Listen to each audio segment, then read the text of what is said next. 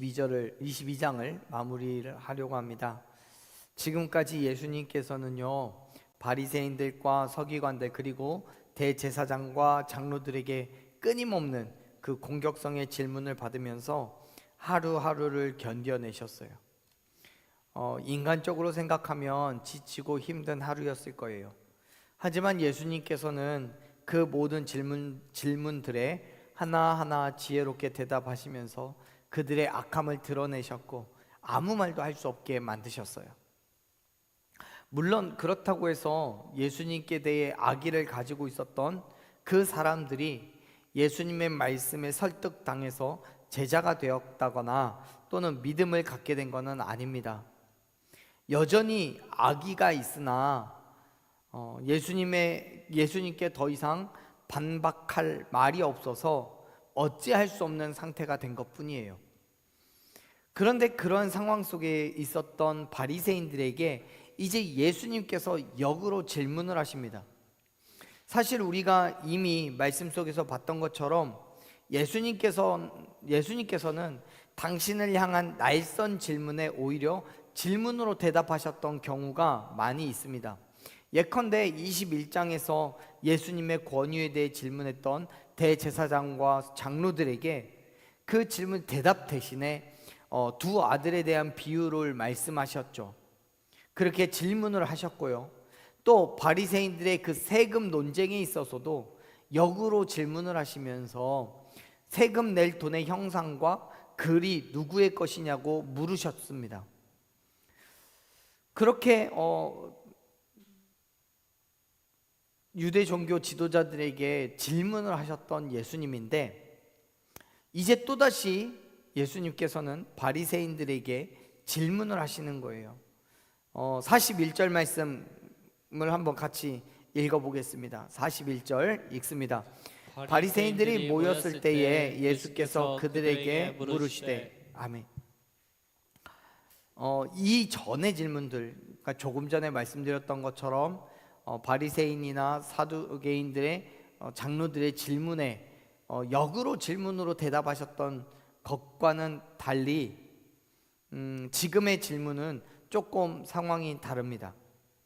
이전의 질문들이 예수님을 향한 그 공격에 대한 방어의 성격을 가지고 있었다면, 지금 예수님이 질문을 하시는 건 방어가 아닌 공격의 성격을 가지고 있다고 해도 과언이 아니에요. 왜냐하면 41절에서 예수님은 다른 어떤 사건들과는 상관없이 그냥 질문을 던지신 거예요. 그래서 많은 사람들이요, 예수님께서 바리새인들을 원수로 여기시고 그들이 했던 것처럼 대답할 수 없는 곤란한 질문으로 공격을 하신 거라고 생각합니다. 그런데 여러분, 오해하지 마십시오. 예수님께서는 자신을 공격했던 모든 사람들과 원수가 되어서 동일하게 그들을 공격하시려는 것이 아닙니다. 오히려 그들의 잘못된 생각을 바꿀 수 있도록 진리를 가르쳐 주시기 위해서 질문을 하시는 거예요. 생각해 보십시오. 만일 예수님께서 자신을 공격했던 그들에 대하여 동일하게 공격하고자 했다면, 그래서 그들에게 어떠한 징계가 있고 또 문제가 발생하기를 원하셨다면 가만히 두시기만 했어도 됐을 거예요. 왜냐하면 그들이 받을 수 있는 최고의 징계는 뭐냐면 구원을 받지 못하는 것이에요. 그렇기 때문에 아무런 진리도 선포하지 않으시고 듣고 회심할 수 없도록 그 기회를 박탈하는 것이야말로 그들에게 복수를 하는 최고의 공격이 될 겁니다. 그런데 예수님께서는 그렇게 하지 않으셨어요. 오히려 질문을 던져서 예수님에 대해서 다시 한번 생각해 볼 수 있도록 기회를 주고 계셔요. 진리를 알게 하셔요. 왜요? 그들을 사랑하시기 때문에요. 그들의 영혼을 긍휼히 여기셨기 때문에요. 예수님의 본질, 예수 그리스도의 본질을 가르쳐 주시기 위해서 지금 질문을 하시는 거예요.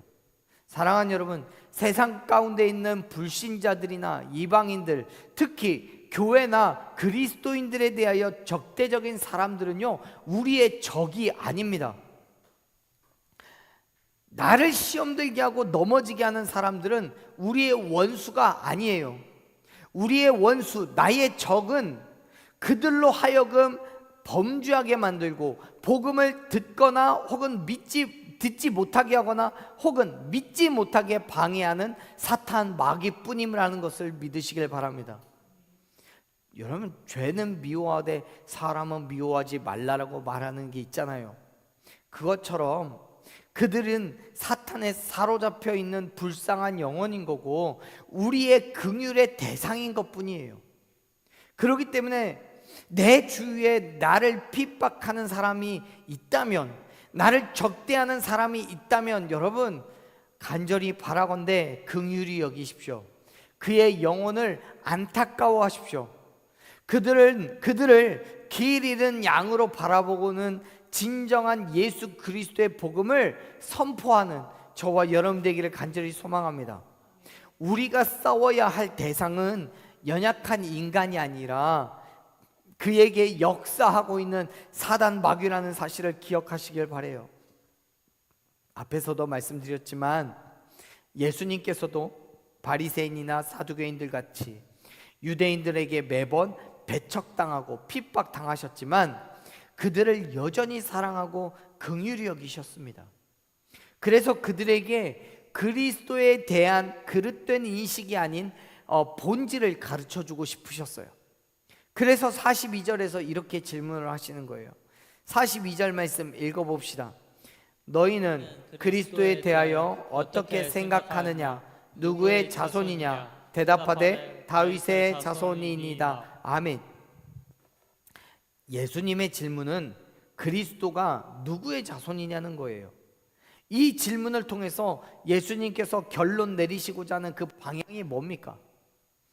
물론 우리가 말씀의 끝을 다 읽었지만 42절에서도 예수님의 의도는 충분히 잘 드러나고 있습니다. 결론의 방향이 어느 쪽이에요? 예수님이 다윗의 자손이라는 거예요. 결국 예수님이 유대인들이 그때 그렇게 기다렸던 메시아 그리스도라는 것을 증명하시려는 거예요. 왜요? 그들이 깨닫고 믿게 하기 위해서요. 사랑하는 여러분, 예수님께서는 지금까지 당신에 대한 공격성을 감추지 않았던 사람들에게까지도 구원받을 기회를 주고 계신다는 것을 믿으시길 바랍니다. 그렇습니다. 여러분, 지금 예수님께서는 바리새인들을 원수로 여기고 그들을 징계하시겠다는 것이 아니에요. 그리스도에 대해서 어떻게 생각하느냐라고 물었는데 그 질문에 대한 답을 가지고 그들을 징계하시려는 게 아니에요. 오히려 그들을 사랑하시고 그 사랑 때문에 그들이 기다려왔던 그리스도가 누구인지를 증명해내시기 위해서 이렇게 질문하시는 거예요. 여러분, 여기서 말하는 이 그리스도라는 단어는요, 사실 히브리어를 헬라어로 음역한 거예요. 예를 들면 이런 거예요. 오렌지를 영어로 뭐라고 불러요? 오렌지라고 하죠. 그런데 우리나라에서도 오렌지라고 불러요. 영어를 우리말로 음역해서 그대로 오렌지라고 씁니다. 마찬가지로 그리스도도요, 원어의 발음은 조금 다르긴 하지만요, 그리스도도 히브리어입니다. 그래서 히브리어로 그리스도라고 불렀던 것을 헬라어로 그대로 음역해서 그리스도라고 부릅니다. 근데 이 그리스도라는 말의 뜻이 뭐냐면 기름 부음을 받은 자라는 의미를 가지고 있어요. 헬라어로 그걸 그대로 번역을 했다라면 메시아라고 번역이 됩니다. 구약 시대에 기름 부음을 받은 사람이 누구냐면 왕이나 제사장 혹은 선지자들에게 기름을 부었습니다. 그들은 모두 하나님으로부터 선택을 받은 사람들이고 그들에게 하나님의 사명을 부여하기 위해서 기름을 부음으로써 하나님의 명령을 가시화한 거예요. 그렇기 때문에 유대인들은 하나님의 최종적인 사명, 즉 이스라엘을 회복시키시고 세상으로부터 구원시킬 사명으로 기름 부음을 받은 자, 즉 그리스도를 기다리고 있었다는 거예요. 그런데 문제는 뭐예요? 그들이 가지고 있는 그리스도에 대한 그 가치관이 매우 세상적이고 정치적이라는 겁니다.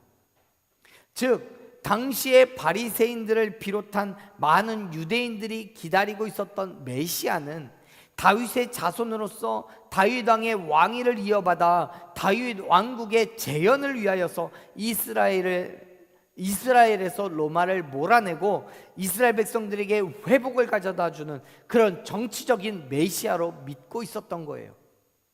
결국 그 사람은 뛰어난 인간이었지 신성을 가진 하나님의 아들이라고 말할 수가 없습니다. 그렇기 때문에 예수님은 그리스도가 누구의 자손이냐라고 물었을 때에 그들은 너무도 당연하게 다윗의 자손이라고 대답할 수밖에 없었어요. 물론 그건 틀린 말은 아닙니다. 그런데 여기에서 한 가지 문제가 발생을 합니다. 43절 말씀 볼래요? 우리 같이 읽어봅시다. 43절 이르시되 그러면 다윗이 성령에 감동되어 어찌 그리스도를 주라 칭하여 말하되. 아멘. 지금 바리새인들이 말하는 것처럼 그리스도가 다윗의 자손이라고 한다면 혈육으로는 또 인간적으로는 다윗으로부터 얼마나 시간이 지났는지는 모르겠지만 그의 다윗의 혈통이고 다윗의 가문의 출생이라는 것을 지금 이야기하고 있는 거예요. 그런데 예수님께서 말씀하시죠. 만일 그리스도가 다윗의 자손이라고 한다면 뭐가 문제라고요? 다윗이 자기의 자손에게 주라고 불렀다는 거예요. 지금 다윗은 자기 후대에게, 지금 현재 다윗의 눈앞에 있는 것도 아니고 다윗이 직접 다윗이 만날 수 있는 상황도 아니에요. 왜냐하면 여기서 말하는 이 주가 언제 어느 타이밍에 어떤 시점에 임하게 될지 모르기 때문에 그래요. 그런데 그 자기의 후대에게 주, 즉 주인 또는 주권자라고 불렀다는 거죠. 그럴 수는 없잖아요. 왜냐하면 인간적으로 다윗이 자기 후대보다는 훨씬 빠른 조상이기 때문에 그래요. 그런데 말씀을 통해서 확인할 수 있는 것은 다윗이 확실하게 그리스도에게 자신의 주인이라고 인정했다는 거예요. 그리고 그 예를 들기 위해서 말씀을 인용하는데 44절 말씀을 보면 이렇게 기록되어 있죠. 같이 읽어봅시다. 44절 주께서 내 주께 이르시되 내가 내 원수를 내 발 아래에 둘 때까지 내 우편에 앉아 있으라 하셨도다. 아멘. 아멘. 이 말씀은 시편 110편 1절의 말씀을 인용하는 건데요. 이 말씀 속에서 다윗이 내 주라고 표현하는 그 주가 바로 그리스도입니다.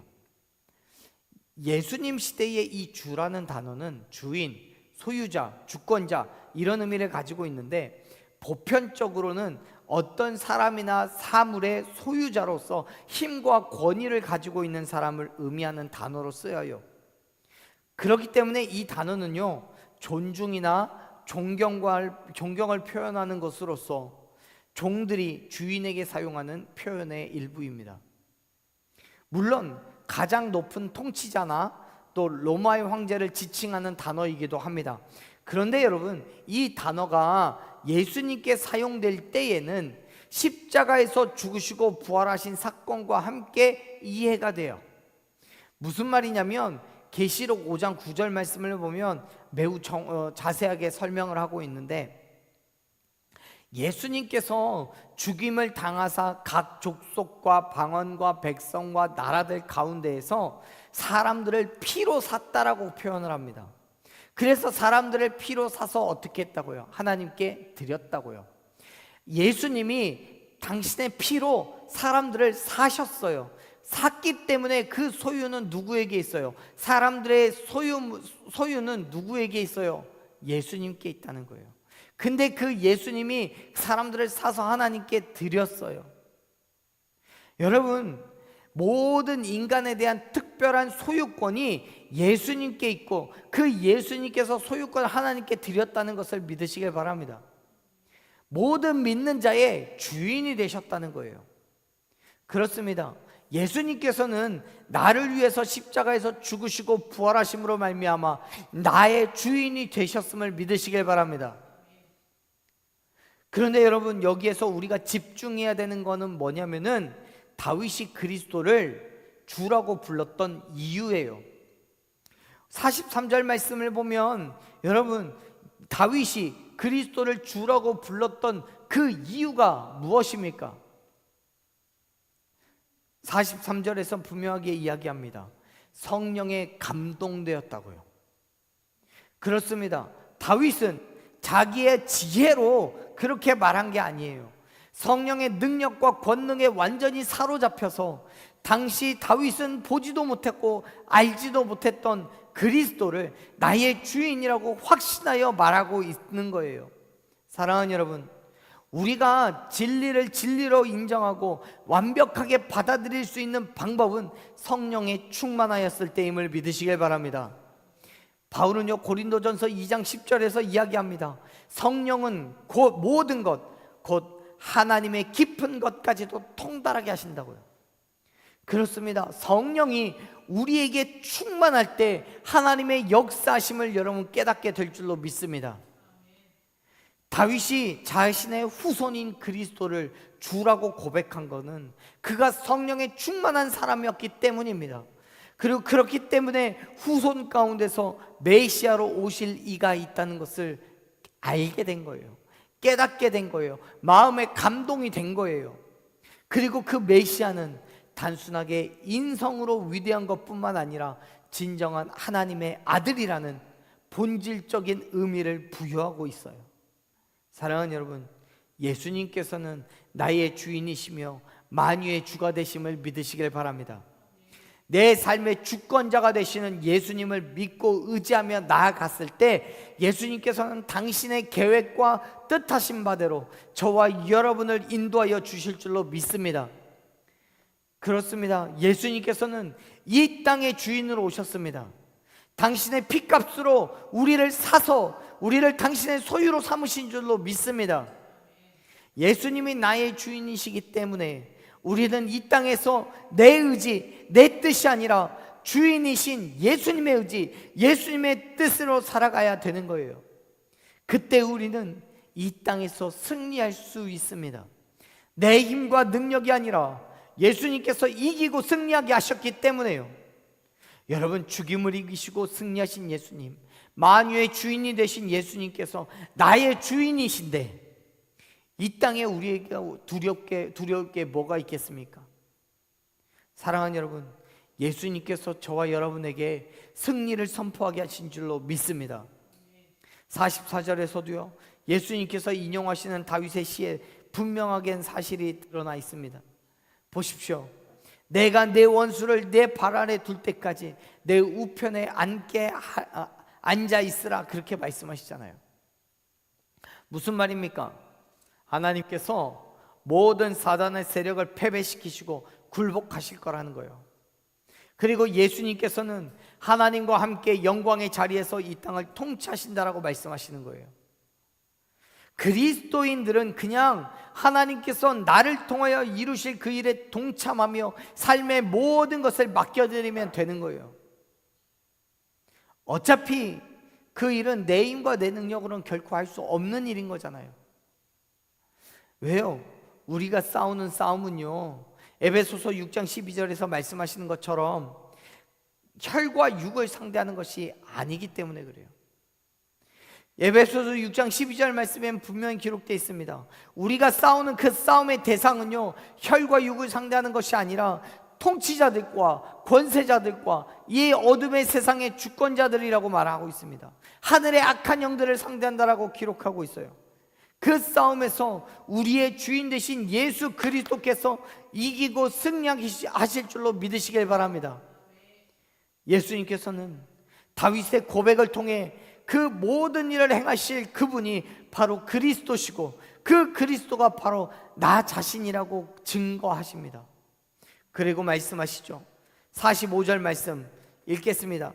다윗이 그리스도를 주라 칭하였은즉 어찌 그의 자손이 되겠느냐 하시니. 아멘.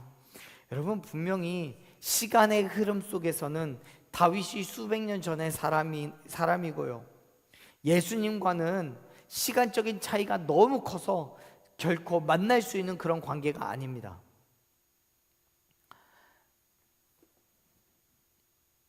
그런데 유대인들이 그렇게 기다려온 그리스도, 현재 등장해 있는 그 예수 그리스도를 크게 높여서 주라고 불렀다는 것은 분명히 인간적인 모습이 그 모습 이상이 있을 것인데, 분명히 다윗은 그를 그리스도라고 불렀고, 어떻게 그 그리스도가 다윗의 자손이 될 수 있겠냐라고 지금 예수님은 질문을 하시는 거예요. 그렇습니다. 여러분, 지금 유대인들은 다시 오실 메시아가 아주 단순하게 다윗의 자손이라고만 인식했어요. 다윗의 가문의 자녀로서 이 땅에 오셨다는 걸 알고 있었어요. 그러나 하나님께서 인간의 형체로 오셨을 거라고는 정말 꿈에도 생각 못하고 있는 거예요.